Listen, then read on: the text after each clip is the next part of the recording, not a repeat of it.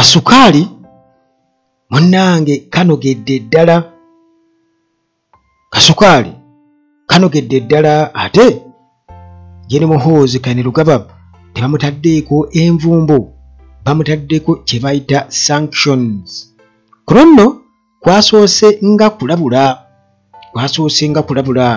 era munnange bagamba nti agoba musajja munne alekamu ezinaamuza ebya Edi Mutwe bwe bityo munnange bizaalidde Muhoozi Makayi byazaalira ku nsiko.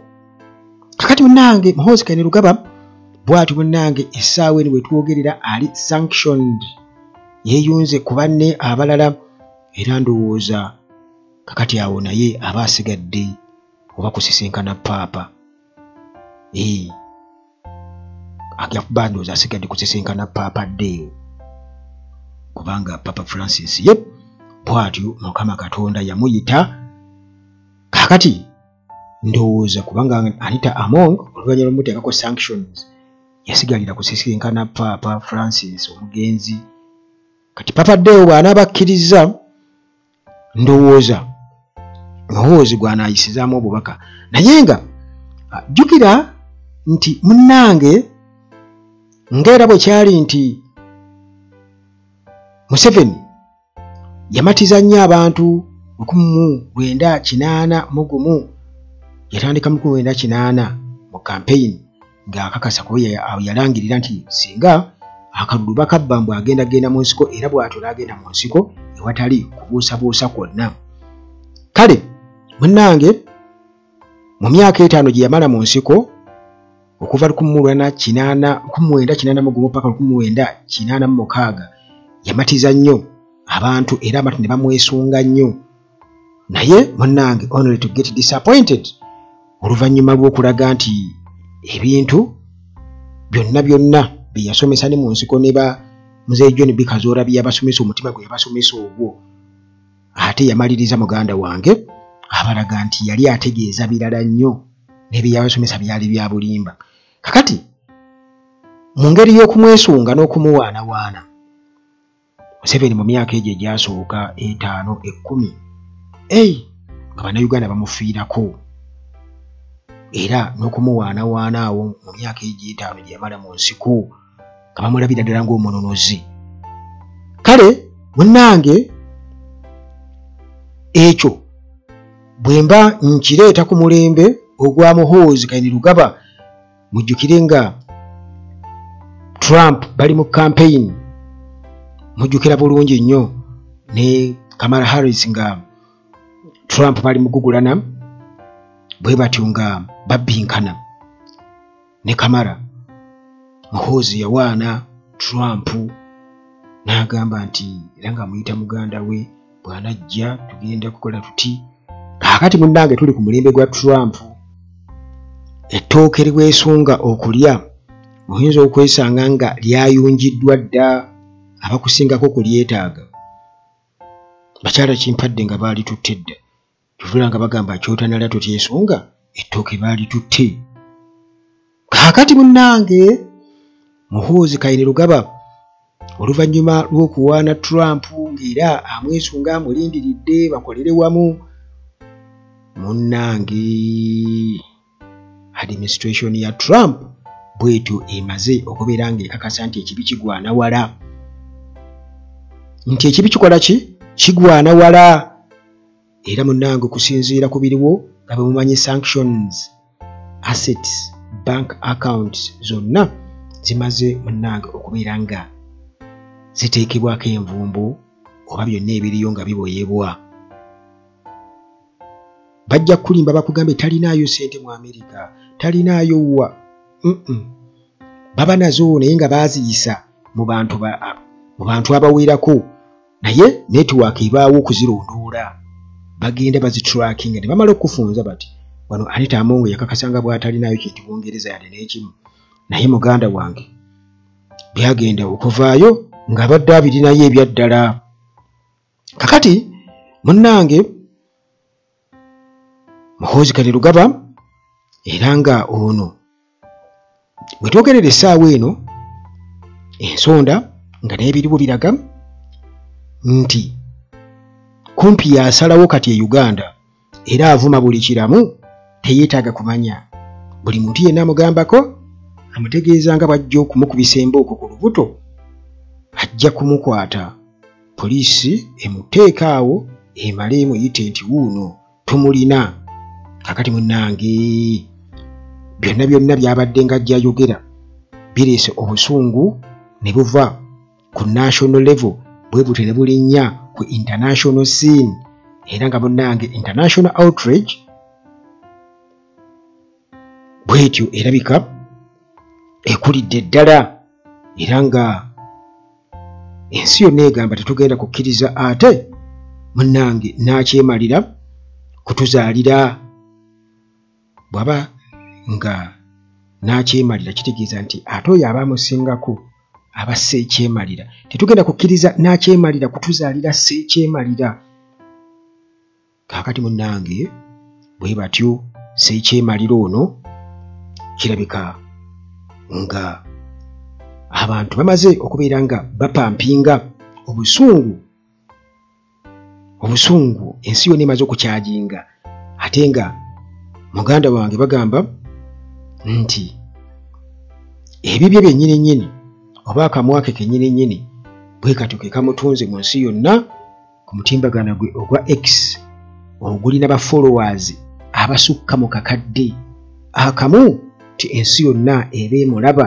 Kakati munnange United States negamba tetugenda kutuula butuuzi kulaba nga n'akyemalira mutabani wa n'akyemalira ate afutubbala ku nsi yonna atuuke n'okubeera nga atulugunya abantu ng'ensi yonna eraba. Mu history tugenda kuba tukiddawo ekyo nga tutunuulira kitunuulire n'okututiisatiisa. Abantu bajja kugamba nti omusajja naffe yatufunzafunza dda. Kakati munnange okusinziira ku biriwo era nga obujulizi bwe buli muhozi kennyini nnyini nga yiwako obujulizi obw'okutulugunya n'okuteeka abantu eyo mu tokya kyembaazi ze mu basement ye era nga atagetenga prominent opposition figures. Kakati munnange kino tekireese buleesi munnange bantu kukitunuulira butunuulizi naye kivuddeko sanctions envumbo ezimuteekeddwako nga Muhoozi Kainerugaba era munnange wetwogerera essaawa eno aziwulirira ku ggumba kwennyini zaalumye dda. Kaakati munnange oyinza okugamba nti ebbugumu bwe lityo eryo livudde ku statements zabadde akozesa muganda wange era nga US House of Foreign Affairs Committee n'etalutumira mwana kubbo nti walina okubaawo ekikolebwa ekyaddala. Kakati munnange nga bwe nkutegeeza nti okwasoosenga okulabula n'okulaga obwennyamivu munnange bano kye baakoze era weewamu we baayisiza obubaka obulabula ku mukutu gwabwe ogwa X verified account yaabwe bwe kityo munnange ne kitegeeza ensi yonna era mu bubaka bwe baataddeko nga bagamba nti reports of torture and intimidation against Ugandan opposition figures including Bobi Wine and Kizza Besigye are alarming. Such actions violate fundamental human rights and represent a blatant suppression of political dissent. Mwanswinswi bwe bati bwe bakistatinze bwe basoose okuteekako obubaka. Kaakati olwo munnange byonna nga webiwulidde awo era bitegeeza bye bimu nti bamaze okufuna ti ripooti zisusse ez'okutulugunya n'okutiisatiisa ba opposition figures omuli Bobi Wine, Kizza Besigye era nga munnange ensonga eno bwetyo ensi yonna egitunuulidde n'eriso egyo gye mu kwewuunya. Kakati munnange nti ebikola ng'ebyo ebirinyirira eddembe ly'obuntu kiba kitegeeza nti buno oba kubeera kufutubbala ku bantu naddala okulinnyirira eddembe lyabwe ery'obuntu wamu n'okusirisa amaloboozi ago ag'emulugunya ku ebyo ebitatuukiridde. Kale munnange nga bamaze okubeera nga bateeka ku bubaka obwo, kaakati bwe tutyo nga ebiragiro bifuluma okuva Washington era nga bino bikoze ng'obubonero obulaga nti muganda wange erabika kati enkwatagana ya Uganda ne US erabika ate kati ekyuseemu tekyalinga luli musajja we gwe yawaana ate atuuse kati tumanyi kyebagenda kubeera nga ate bateekawaawo muhoozi mu kulabula sekulabula kwatira okulabula nga nannyini Uganda kitaawe gye yamukwasa obukkolokolo nti munnange mwana wange nawamba ensi eno yaffe era twagiwambira ddala abaana n'abazzukulu bwe babeera bagikulembera naawe njagala otandikire wano obwakabaka munnange biyinza obutaba byangu yadde n'akamu. Kakati munnange nti process eno okubeera nga munnange bwetyo ekyuse nti kakati ebintu biri sayidi eri gye bitambulira bwekito munnange ke kabonero akalaga nti okuwambibwa kwa Eddie Mutwe bodyguard wa Bobi Wine era nga mu ngeri gye bamubonyaabonyaamu n'obubaka bwe baateeka ku mutimbagano nga bamaze okubeera nga bamukuba n'okusibwa ng'ate abadde avudde mu kutulugunyizibwa byonna byonna ebyo ensinga ebitunuulidde era nga muhoozi kennyini yeekakasa ku social media posts ze yateekako era ensi yonna ne yeewuunya ne bagamba nti bannange kiki kino ekiri mu Uganda kituufu abaana bulijjo kye boogera nti muhoozi yakulemberamu okutta n'okutulugunya abantu kituufu kakwenza kituufu nti nabagamba bannange Bobi Wine kituufu titwabagamba kiki kino kati munnange muhoozi mujjukire obubaka bwe yateeka ku mutimbagano obusinza okutiisa ensi yonna ye kennyini yagamba nti he is in my basement bwe yawandiika muhoozi nti ali mu basement yange nkati ayogera ku Eddie Mutwe era n'ayongerezaako obubaka obulala okutiisatiisa Bobi Wine nti you are next nti gwaddako kakati munnange Bobi Wine n'agamba bannange omusajja kutuuka okwogera ebintu ng'ebyo bannange sibitwala nga byamuzanyo kuba yagamba nti kitaawe yamulemesa obulemesa okutta Bobi Wine naye singa yamumalawo dda singa yamutta dda kakati munnange bino byonna jjukira nti abaana babadde nga bajja bateekayo ebifaananyi kuva dda kakati naye kennyini muhoozi n'ayongerezaako n'agamba kino kikino nkitaddeyo wuuno ozaamulina kyekaza kitaawe n'agamba bannange ono omwana kitabakebera DNA kakati munnange ebifaananyi bya Eddie Mutwe ng'aliko n'ebiwundu byonna byalagira ddala nti wabaddewo obubonero obulaga nti abadde atulugunyizibwa era munnange n'engeri ey'okumutyoboola obulamu bamuyisanga ekisolo atali mutoba n'ekisolo nakyo kyennyini kisobola okukusibya handolingi yakyo ekusibya mu mateeka osobola okuba ng'otwala katugeze nga akaberege ng'okasibye mu nsibo embi ne bakuyimirira nga nti lwaki okasibye akaberege niwakubadde ogenda kukatta lwaki okasibye bwoti kakati munnange international condemnation neetandikira awo ne human rights organizations political analysts bonna nga bagamba nti amagye ag'e Uganda nga gali wansi w'obukulembeze bwa muhoozi munnange be batandise okubeera nga bategeka era be bakuliramu ebikolwa be bali mu campaign eya violence ne public intimidation era nga munnange bino byonna oyinza okugamba bigendereddwamu to silence political opponents. Kakati munnange ng'era bwe nakutegeezezza nti the Times amawulire ag'Ebungereza wali nabo munnange bwe bato baayongera okubeera nga ate bateekamu kasukaali mu kyayi ne keeyongera ddala okunogera ddala era nga byonna ebyakolebwa nga bagamba nti wali kubuusabuusa Muhoozi Kainerugaba.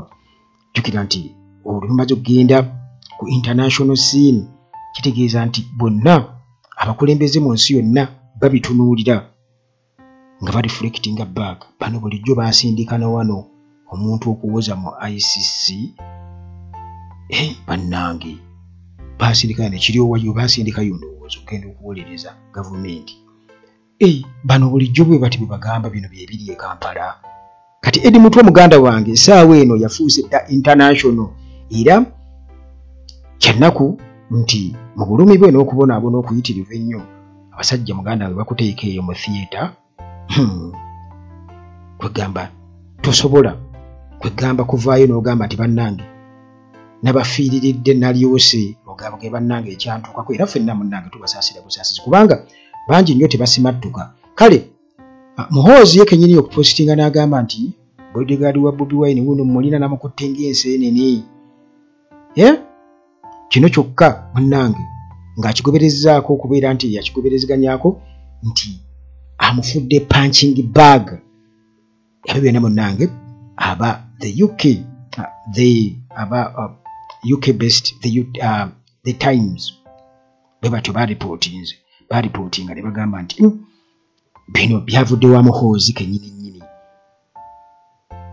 yeerabira nti omutimbagano kwabiteeka muganda wange wano asobola okutulimba nti sinze abiteekayo sinze akola bwe nti awo wetuli kakati munnange bino byonna bitegeeza ki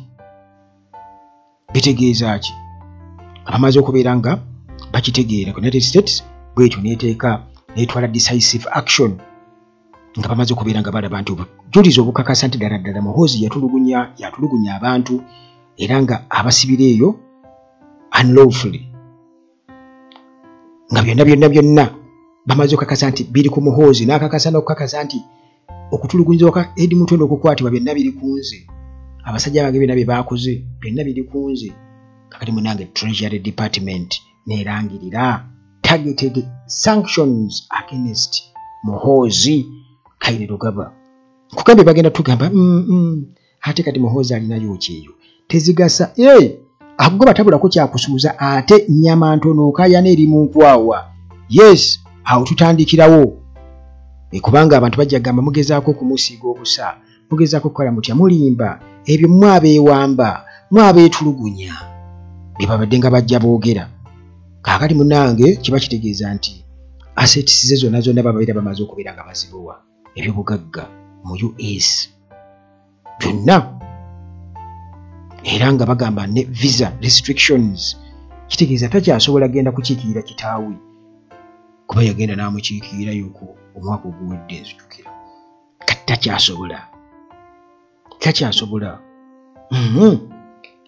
kakati era ne international travels engendeze okwetoloola ensi yonna munnange zirabika kaakati ziri limited si buli wamu nti asobola okubeera ng'agendawo kubanga munnange ayinza okutuuka eyo n'atadda financial dealings newankubadde nga bo badiiringa Congo na wano gye basima ebyobugagga naye era mu mbeera yonna baakutaayizibwa buli wamu. Kakati munnange statement eyo okuva mu Treasury Department bwetyo nga bakondeeminga ebikolwa bya Muhoozi nga babivumirira bwe batyo nga bamuwolekeza envumbo sanctions butereevu era nga zino zonna zimulanga kubeera nti yeenyigidde mu serious human rights abuses committed against political opposition figures in Uganda. Kakati munnange buno bubaka obulaga era obubaka obw'amaanyi ennyo nti ebikola ng'ebyo ebyokulinnyirira eddembe ly'obuntu nti bo tebasobola kubitunuulira butunuulizi ng'ensi ne babitunuulira butunuulizi ne babireka awo. Kale newankubadde bw'atyo agenda kuddukira nga mu nsi nga zi China, Russia baba yalina okubeera nga akolagana nabo, naye era still kale bagamba nti ago batabulako kyakusuuza. Kati General Museveni munnange abeera alina ate okubeera nga akolamu adjustment, kubanga standby generator erabika efunyeemuko omukoosi, efunyeemu obuzibu. Jukira nti bano era basoose kuwaana Wangadya. Wangadya akulira akakiiko ak'eddembe ly'obuntu wano Uganda aka Human Rights Commission, bwe batyo basoose kubeera nga bamuwaanawaana nga bagamba nti kye yakoze kyamaanyi nnyo, kubanga yagambye nti Muhoozi si gwe yampa omulimu, twali tojja kuntiisatiisa mbu nkwetondere era siina nsonga lwaki nkwetondera. Jjukira nti kakati wano wagenda kubaawo embeera obooli awo era ng'embeera weeri, kubanga kati Muhoozi ye alaga nti eri ewa kitaawe kumpi nti kati oli bwe mba nkitunuulira ye alaba ng'oli akaddiye. Kugamba alaba nze nsobola okukola kikusalawo kuba kati oli akaddiye, ndekere ebintu nze mbivuge nga bwe njagala. Bano balina okugobwa, Bawangadya bajja kugobwa. Muhoozi Museveni ayinza omuga kati bw'ona omugoba kijja kulabika ate bulala. Kati ne Wangadya naye kennyini nnyini tasobola kutuula butuuzi ng'akulira eddembe ly'obuntu, akakiiko k'eddembe ly'obuntu, ate asirike busirisi, kubanga nakyo kiba kiraga credibility mu maaso g'ensi yonna. Babeera bakiraba batya nti n'akakiiko akalwanira eddembe ly'obuntu mu Uganda tekalina kye kaayogera, bannayuganda nga balabye. Kale munnange European Union bwetyo yabadde yamaze dde okubeera nga emuhoonalinga nga Uganda Human Rights Commission boss chairperson mukyala Mariam Wangadya olw'okuvaayo n'ayimirira n'adefendinga n'okuupholdinga human rights across Uganda era ne bamutendereza. Kati tulinze bulinzi kulaba kiki ekijja ekigenda mu maaso. Muhoozi agenda kubakola ati, agenda kubazingirako embassy kale mugijjeewo wano, ensambye mugitwale mugende. Human Rights Commission gwe nkugobye nga bwe yagoba erweru. Kakati oba ndowooza bw'agenda okukola oba agenda kubavuma n'ekivumo kye kiri ki buffoons, those are buffoons. Oba bw'atyo bw'agenda okukola tetumanyi, naye nga munnange bino byonna jjukira nti bwe tugenda ku nsonga z'e Congo, nti Congo ng'emaze okubeera ng'ekutula ddiiru n'Amerika okubeera nti no kakati bakutudde eddiiru y'ebyobugagga, America esobola okubeera ng'egiwa protection. Muhoozi bw'atyo yakkira omutimbagano nga akukkuluma nga asaba US nti Rwanda ne Uganda balina okubeera mu ddiiru eyo, kugamba famire zaabwe oba famire yaabwe erina okubeera mu ddiiru eyo, kubanga bwe tugamba Rwanda ne Uganda kiba kirala nti abo babulimba. Wabula ng'abasaba nti naffe famire eno eya Kaguta n'eya Kagame tulina okubeera mu ddiiru eyo ya Congo, temusobola tusuula muguluka. Kakati awo munnange bagamba nti ekibi kigwana wala nabalindowooza bayinza okuba nga bajjukira kati ebyenfuna byafuuka byanfuna. Amawanga nga America bwegatto tegalina ng'egigenza kwesonyiwa mu Africa mu buli ngeri yonna, ate tebaagala bafutubbala ba mitwe minene, ate nga munnange musajja waffe ne bamukuza batyo mutwe munene. Kati awo tetumanyi kubanga n'ekitaawe kennyini yalabula dda Abamerika bano bamwewerera dda, yabanyiizanyiiza dda n'abalangira ebya Gaddafi. Kati bingi nnyo ebiri awo, era okusinziira ku byayogera kiraga teyali makambugu bulungi n'abafooma funders be, kubanga tukimanyi bulungi nnyo nti Museveni America ne Bungereza ne bamukwaba abamukuumidde nnyo wano mu buyinza wano olw'ensonga nti babadde nga ne interests zaabwe wano mu Great Lakes region, ate nga Museveni abadde instrumental nnyo, abadde wankizo nnyo mu kubayambako okutuukiza interests zaabwe. Kati essaawa ne we tuli bakyamwetaaga, oba ate kati kampasi yakyuka tebakyamwetaaga. tebakyamwetaaga